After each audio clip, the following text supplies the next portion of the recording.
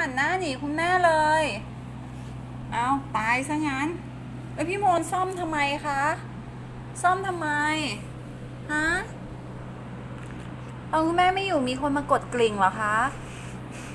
เอาถอนหายใจ มีคนมากดกริ่งแล้วพี่โมนออกไปเปิดไม่ได้ใช่ไหมคะ ใช่ไหมคะรำคาญเสียงกริ่งใช่ไหมคะ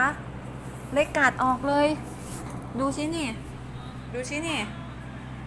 ดูสงสัยต้องมีใครมากดกริ่งแน่เลยแล้วพี่โมนรำคาญ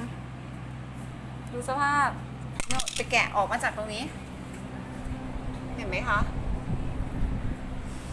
คุณแม่เปิดกล้องอะเห็นแล้ว แต่ว่าไม่รู้ว่าพี่โมนแพ้อะไร ดูสิพี่โมนบอกคุณแม่สิ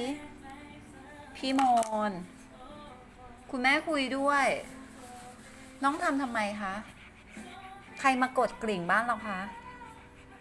มีเด็กมากดเล่นใช่ไหมคะใช่ไหมคะลูกรำคาญใช่ไหมลูกเลวออกใช่ไหมคะ